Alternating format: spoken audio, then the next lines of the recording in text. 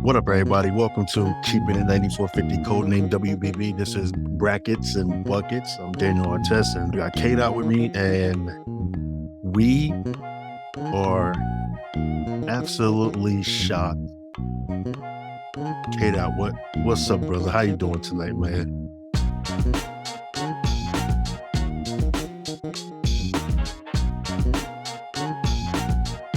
My guy is speechless right now. Yeah. Wow, that's all I gotta say is just wow. I didn't think that this was gonna happen. The Iowa Hawkeyes just defeated the South Carolina Gamecocks 77-73. And it was an amazing performance for Caitlin Clark. She had 41 points. She had 8 assists, 6 rebounds. She had 8 turnovers, but that's irrelevant. She shot 15 for 31 from the floor, 5 for 17 from the three. And also, Monica Cesano had 18 points, 3 steals, and 3 rebounds. And after that, man, it was just an amazing performance by Caitlin Clark. Zaya Cook had 24 points and 8 rebounds. Camila Cardoso was a monster tonight, points, 14 rebounds, and 3 blocks. Raven Johnson, oh, man. Raven Johnson, you know what? I give Raven Johnson a lot of credit for shooting them threes, kept them close when they really needed them. She hit them 3 big threes after. They was just sagging off for her the whole time, not showing her no respect. But, like, this game is crazy, Kdot. When you really look at this, and I'm going to point out some numbers. Like the rebounding, South Carolina won the rebounding battle by 24. South Carolina won the rebounding battle by 24. They beat them 49-25. They got up 20 more shots. And this game was just crazy, man. And we didn't think this was going to happen going in. I think that the game plan that I thought that South Carolina should have went with, it would have worked we even said it in the last episode. Caitlin, go do your thing, but we're not going to let you set up. A lot of those assists were back-breaking assists, Kdot, to be honest. And all it did was give Iowa, the others, confidence. And that's what happened. And then I also think that South Carolina, they never prepped for offense like that before. They wasn't ready. We seen them late on a lot of rotations on the back line. And that's what kind of cost them this game. They couldn't even get the lead. They was literally only able to get like right there. But it's the basketball gods, bro. And that's what happens, man. So I just talked for about 4 minutes straight. Anything you got to say, brother?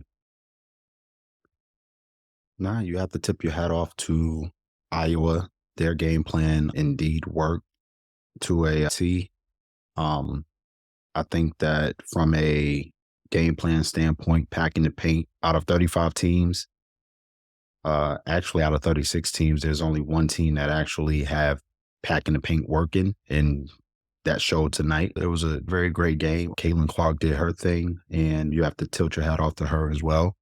And I do believe that South Carolina, just from a game plan standpoint, from an adjustment standpoint, they tried to figure out what to do. Overcoming packing the paint, they've seen it all year long, and it's just this time things just didn't fall the way that they usually fall for South Carolina, and it happens. It just so happened to happen in the semifinal game, and you would have rather wanted it to happen prior to that, but it happened tonight, and you have to give much credit to Iowa and what they were able to do just from a defensive standpoint. And then from an offensive standpoint, what we've said it over and over again about Caitlin Clark and her responsibility of the offense. Coming into the tournament, 62% of the offense is responsible for Caitlin, and she did a great job. 41 points, 8 rebounds. It was 41 points, 8 assists, 6 rebounds, or 41 points, 8 rebounds, 6 assists. Which one was it? I'm going crazy right now on the stats. Nah, I totally understand, Kate. I understand, man. We didn't expect this. She had 41.6 rebounds and 8 assists and a steal. Okay, cool, cool. Yeah. So it was 41 points, 6 rebounds, 8 assists. So yeah, I think that just from an overall game standpoint, I think we give more credit to the fans and how enjoyable this game was from jump ball to triple zeros. The timeline was lit tonight.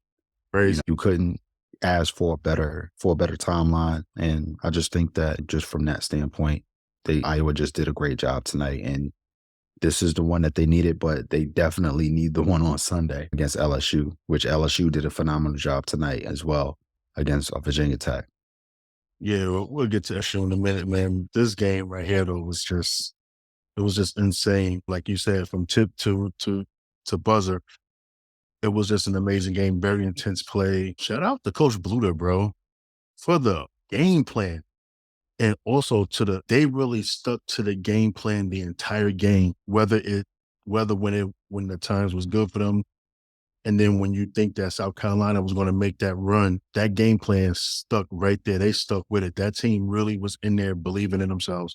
Nobody had them winning. We didn't have them winning at all. Nobody. I was looking online, Kdot, on ESPN, The Athletic, CBS Sports. Nobody had Iowa winning. This is truly an upset, a shocker. Busted my whole bracket. My bracket is done. But that Caitlin Clark is special, man. And what we raved so much about the defense on Bree Bill. And I think that Bill was guarding her a little bit too late when she was already rolling. And when you got a that's like a small snowflake rolling down the hill, turns into a big snowball, and then it just gets out of hand and you can't do it. And it was just no answer. She went at everybody, bro. She went at everybody. And I think that after tonight, anybody that has anything negative to say about Caitlin Clark, the overrated stuff that we've seen all year long and all this other nonsense, no, stop it. Because that's not overrated right there. That's a legendary performance that will go down. And I get it, the other stuff that's about to come out regarding the coverage of the game and stuff like that. We know that part already. But the fact that what she did tonight, Kdot, it was just an amazing performance, man. Like, it was nothing she could do, like nothing. There was nothing that nobody can do on South Carolina to stop her at all. She was too quick. She was too good. She was just too, she played she had 8 turnovers, but she played a perfect game, bro. She did what she had to do, and the ball was in her hands, and she was making the right plays. When I don't know why you're going to double her. Don't double her. This is exactly what I was talking about. This is the game that you let her do her thing. And then now she's getting her teammates involved. Now they confident. Everybody's on a high. And that's what happened. And then also the counterbalance of that with Aaliyah Boston getting in foul trouble. She couldn't really get into the game at all. What Camila Cardosa did too, man. She was carrying the team for a while, which I'm thinking like, hey, give her the ball every single time. But it was just the perfect storm with the foul trouble that Aaliyah Boston got into and Caitlin Clark basically showing the public that, yeah, the hype is real. And here we are.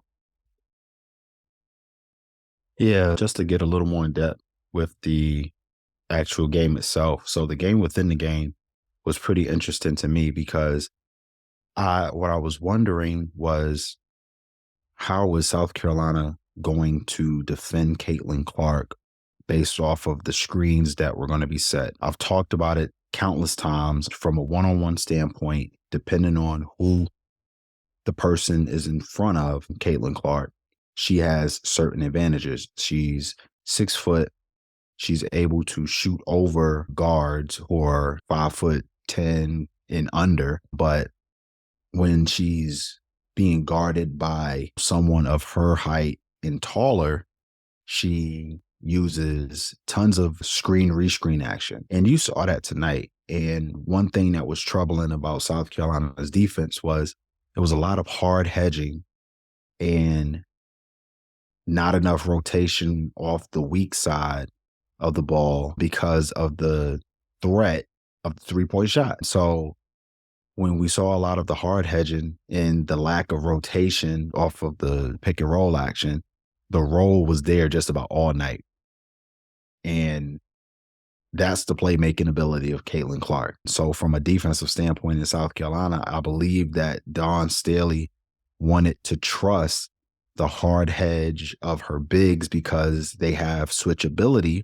And unfortunately, they were hosed on that part due to lack of rotation off of the weak side. And the paint was wide open every time Caitlin Clark and Monica Zazano ran the pick and roll. They had some adjustments in the second half where they did bring the rotation and they did get a hand on the ball, but I felt like that was probably too late. I also think from an offensive standpoint, the way that Iowa packed the paint, I feel like Caitlin Clark got rest on the defensive end because she didn't guard at all, to be honest with you, against Raven Johnson. And I think the counter to that would have easily been for Raven Johnson to be put in more screen action so that Caitlin Clark could be forced to defend. But unfortunately, it didn't happen that way. And South Carolina, from a statistical standpoint, basically won almost every battle. They killed on the rebounding battle. I want to say they, from a stat standpoint and looking at the team stats, let's see what we have here. I think the only thing they won was really the rebounding battle. Iowa shot 49% to 39% from South Carolina. Their 3-point percentage, which South Carolina is stellar in 3-point defense. Iowa shot 7 for 23, which wasn't a Iowa night from 3-point land, which is 30.4%, but South Carolina shot 4 for 20, which is 20%. They were perfect at the free throw line, and I'm talking about Iowa, 14 for 14. South Carolina Gamecocks were 9 for 13, 4 missed free throws. That ties the game, and we're going into overtime if they were perfect. Yeah. An assist to 9 from South Carolina, 8 steals to 6, advantage Iowa, 5 blocks to 1, advantage South Carolina. Total turnovers, 15 to 10, advantage Iowa. I just think that with everything that had gone on in that game, Iowa just had more opportunities and they capitalized on those opportunities. See, that's the thing, Kdot. That's the thing, though. South Carolina shot the ball 77 times to Iowa's 57 times. This game, Kdot, is really, it's crazy. They look at the bench, 38-6 bench scoring. They dominated them in the paint too, as well, with paint points. But they did shoot 30 out of them 77 shots. They only made 30 shots. Iowa was, I think, 28 for 57. So they really, all them shots, dang, they still only got like 2 field goals. The game was at the line. The game was really just, it was just, like I said, a perfect storm, bro, with this whole new, and you can't hard hedge on a player like Caitlin Clark anyway. Right. You can't do that. That's a different style of player right there. She even said it. She plays like a boy. Whatever. Like, her style is different than any guard that this team went up against this year. Than any guard. It's just different, son. Yeah. And again, what interests me about Iowa and their offense is how they established the screen rescreen. I truly believe that when you have the screen rescreen action with a player as dynamic as Caitlin Clark, it's very difficult to defend those. When you have bigs that show and roll correctly, we always talk about how the big is always in a position to screen and show so that they can roll to the basket. And even when the defense gets a little aggressive, they can start using a slip screen. I just think that it just worked perfectly for Iowa. South Carolina had tons of opportunities to get stops, and unfortunately, they didn't get enough tonight. And again, you just have to credit Iowa for following the game plan, and the game plan definitely worked tonight. Yeah, it did. It's just shocking and stuff. And like, also what South Carolina did, like what I really wish they would have done was, instead of doing the hard hedge, like you said, the show. And I think that Aaliyah Boston, she's one of the best bigs that can actually guard and contain on a perimeter, right? What you do when somebody's coming off the pick like that, you want to make that the dribbler go take at least a dribble or 2 out. You don't want them to turn the corner. They turned the corner. Caitlin Clark turned the corner every single time we were playing her. She was able to turn the corner. No, you want that player to take a dribble out. And then once she takes that dribble out that way, like going like back to half court, then you run all the way back down. That's just basically what you want to do. But and it was just, that's crazy, man. We Yeah. shocked. And I'm just like a college basketball fan. I'm not a fan of any university. But I said it last year. I thought they was going to run the table and stuff. And they had every chance to do it. They did. They probably still could have won this game. I felt like they was playing when they got down for a little bit. They was playing like it was the fourth quarter with 4 minutes left the entire game. Instead of, because I'm realizing, because I'm looking at the game too. I'm like, oh my God, it's 2 minutes left in the third. Everybody just calm down. Just calm down, relax and stuff. At the end of the day, South Carolina they did their thing, man. Then they got their championship. They're supposed to have, actually, when you really think about it, they're supposed to have two during that Kobe year and stuff. Yo, what's up with Sabrina Ionescu, man? I seen her. Everybody's throwing shots at her because of she's what could have been or whatever and stuff. But South Carolina, man, like, can't take nothing from them. Like, trolls and the UConn fans is going to have a field day with this and stuff. But, what they did can't be duplicated. I don't know if Aaliyah Boston's coming back. I think after watching this game, and I want her to take the Kobe year, to be honest, but college basketball is, what is it, archaic? That's the word I'm looking for. They got to start implementing the defensive 3-second rule and come on college basketball now too. Like, it's crazy how everybody can just sit in there like that. And so I think that might, and the Lynn's getting beat up too as well. She might just have to just go to the league and then just enjoy the fruits of her labor when she's able to actually play with space and stuff. And this summer, I hope that this off season, I really want Raven to get in that gym and work on that shot. She got good form. It leaves her hand really nice. She's got to be confident in shooting it. She can hit it in big games. She hit 3 today when they really needed it. So I'm like, okay, you'll be fine. I think that should be fine. And I think that also, like, they got to bring in a shooter, man. South Carolina got to bring in a shooter, man. It's just somebody that could just break it down, open it up so they bigs can work down low inside. You will hope that South Carolina can do that because they lived by it and brought them a championship. They had them undefeated all the way up. But, this is the other side of it. At the Right. wrong time, it reared its ugly head and stuff. But we spent about 22 minutes on South Carolina. You want to talk about LSU, Virginia Tech real quick?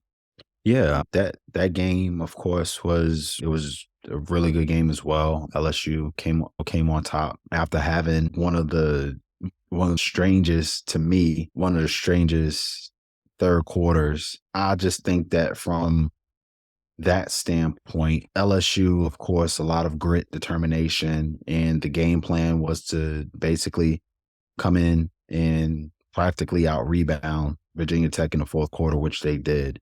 And a lot of credit goes to Alexis Morris in her on ball on defense on Georgia Amore. Georgia Amore had a struggle tonight, even though she still got the record for like most threes in a tournament setting. I think that from that standpoint, Alexis Morris has to get a lot of credit because in the first half, she kept them in the game. She was able to do a lot of things, get to the rim. She started hitting 3-point shots, and that allowed the rest of the team to gain some confidence and end up getting a lead in the fourth quarter. I think that from a Virginia Tech standpoint, the old saying, you live by the 3, die by the 3. And I think by them being up 10 in that situation and still trying to shoot threes, and they almost played to lose the game, not getting set up and running their offense the way that they ran their offense that gave them that 10-point lead. And then the pressure of LSU from the perimeter ramped up. Flau'jae Johnson, the person that we talked about needing to be the X factor, she showed up in the fourth quarter. She didn't have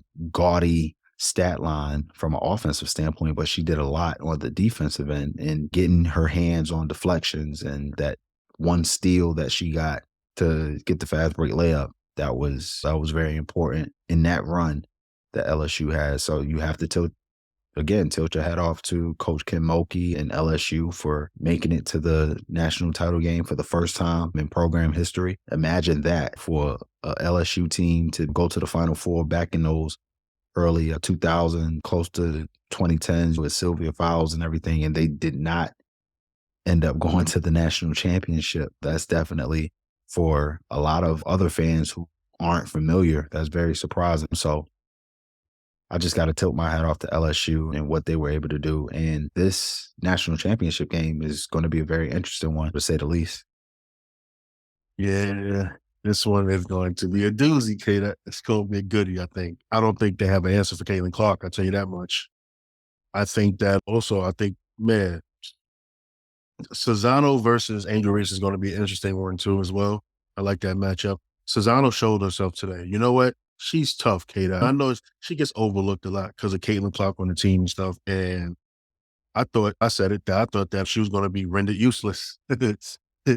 That she wasn't going to be a factor or whatever because Aaliyah could handle that matchup or stuff, which Aaliyah didn't get a chance to because she's in foul trouble and everything. But Cesano showed what she can do, man. Her IQ is that her and Caitlin Clark together, that's a dangerous pick and roll right there. And it's gonna be hard pressed to stop that.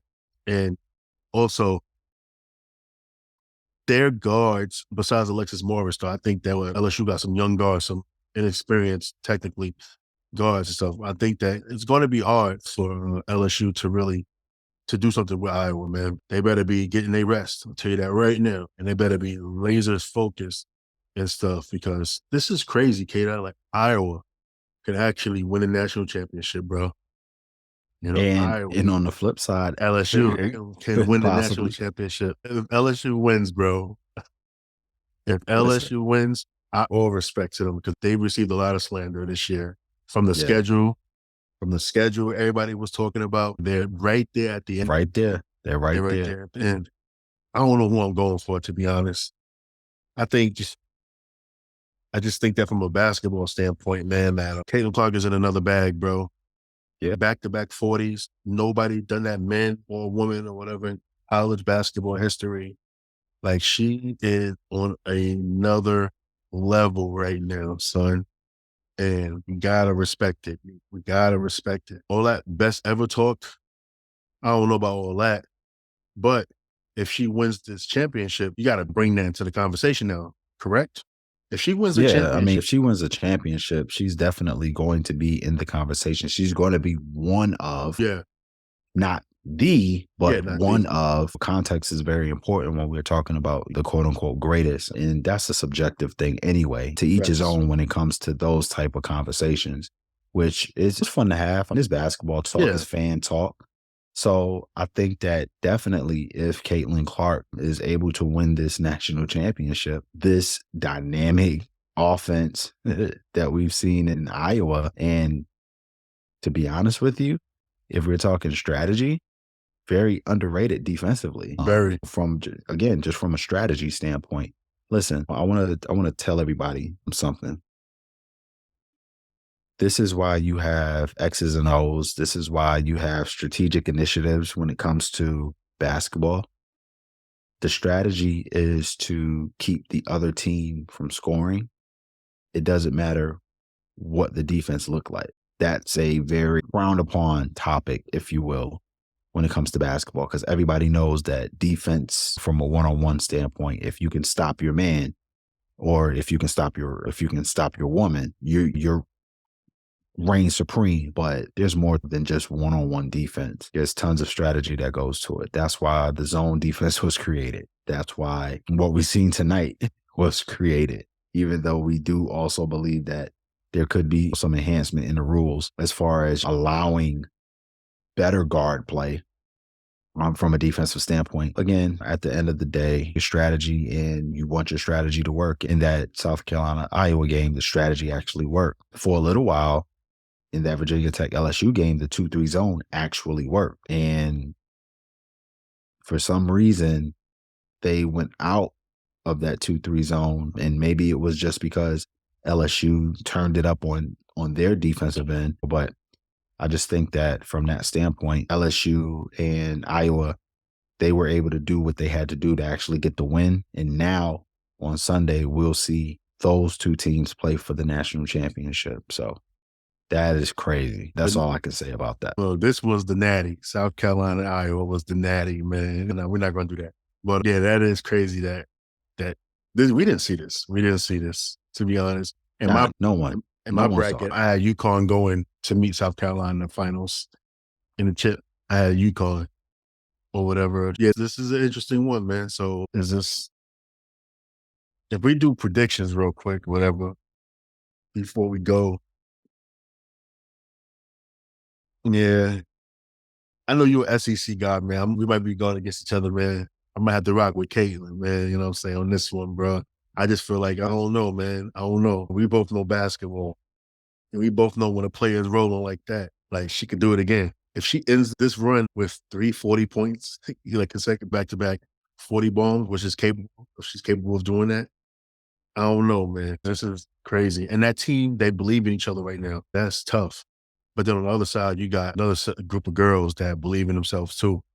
And LSU, Angel Reese got them clicking right now. Coach Mulkey been there before, going for a fourth title and everything. So the lights is gonna be real different, man. I don't know, man. I don't know, to be honest. Who I'm roll with this one, man. I might just roll with Iowa though, man. I might.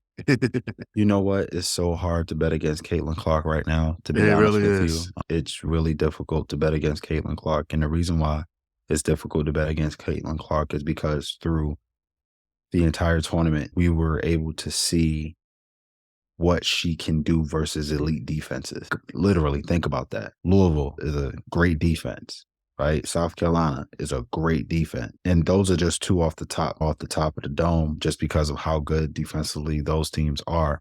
They've seen the pressures of the Big Ten, i.e., Ohio State.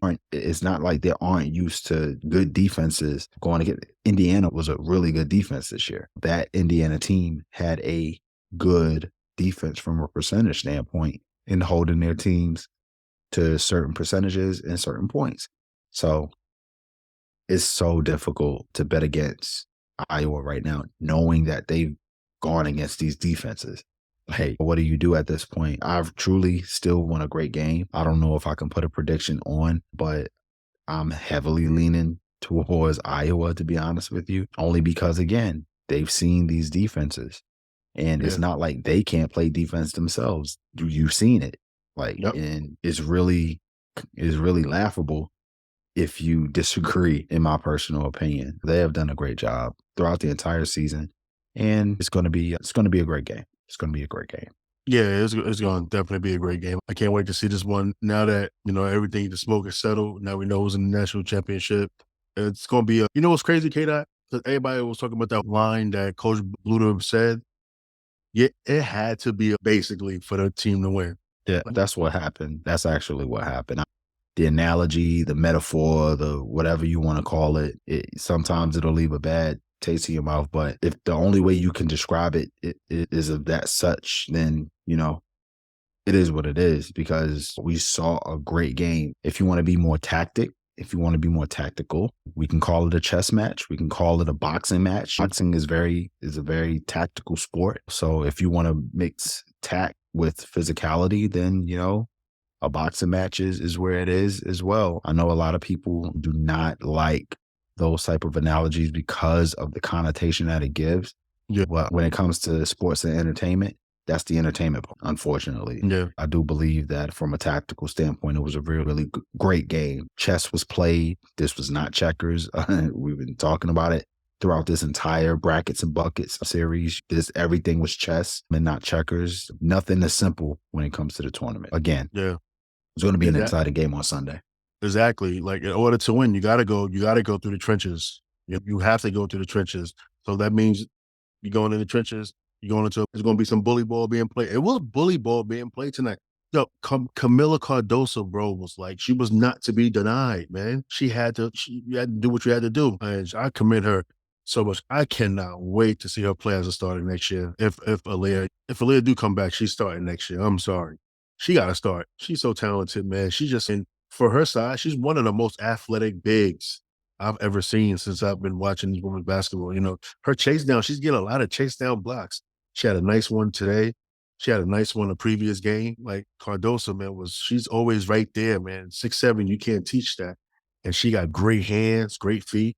She don't really get into trouble. When she got the ball in her hand, she makes the right moves and everything. Like, I really like her game and that stuff, man. But yeah, we good in the show, man. We're just shocked. But it's not a disappointing season for South Carolina. Yeah, the outcome wasn't what it was, but it definitely wasn't a disappointing season and Not everything, at man. all. They don't have nothing to Not hang at their all. heads about. They just ran into a team that was better today. Symbolism and the foul. And also the referees too, though, man. Come on. Some of those was not foul calls. Aaliyah Boston, yo, like, I hate the flop. When she got called on that charge, that was like, come on, man. Come on now. Like, seriously. First of all, when I do talk about bully ball and stuff like that, Aaliyah don't even play. She just does what she do to get her position. And then it's all skill after that. But come on. That was an egregious call right there. That's crazy. And then I think that her second foul, when she got caught with the arm, I know she threw the young lady on the floor and stuff. But come on, ref, you got to see the first one, man. You got to see the first one. And it's just, the referees college refs got to be, but I don't know where they get these refs from and stuff, except for Infinity Robinson. Infinity Robinson is one of the good refs and stuff. Shout outs to her, UNLV, ex-UNLV player turned referee and stuff from out of Detroit and everything. Yeah, I definitely agree with it. And I think all tournament long, we've seen some egregious acts from the officials. And this is our show. We can say whatever we want. Y'all got to do better from an official standpoint. NCAA, I don't know how you pay these officials to officiate these games the way that you do. I don't care if it was on the South Carolina side, Iowa side, Virginia Tech side, LSU side. It's egregious. There were egregious calls everywhere. And it was throughout the tournament with all of the rest of the field. It was just an egregious tournament of officiating. And I personally am calling you all out on it. I don't care if you don't care. But at the end of the day, you need to do better. And hopefully we get better officiating, especially in this national championship game. I definitely want to see what that looks like. Hopefully we get better officiating come next year as well. Yeah.